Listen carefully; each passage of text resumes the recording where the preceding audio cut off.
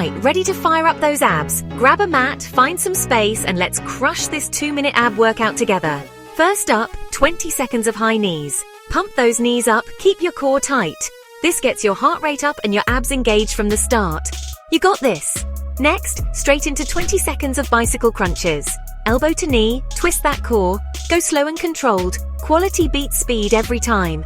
Now flip it over for 20 seconds of mountain climbers. Quick pace, but keep your hips down so your core does the work. Feel that burn? That's progress. Alright, time for 20 seconds of flutter kicks. Lie on your back, hands under your hips, and kick those legs. Keep your lower back pressed into the mat. Breathe. Back to the top for round 2. High knees, let's go. You're halfway there. Don't quit now. Bicycle crunches again. Really twist and squeeze your abs. Every rep counts. Mountain climbers, pick up the pace if you can. Almost at the finish line. Last 20 seconds. Flutter kicks, give it all you've got. Core tight, legs strong, push through, and done! 2 minutes. That's all it takes to ignite your abs. Do this daily, and you'll see results before you know it. Smash that like if you felt the burn, and keep coming back for more.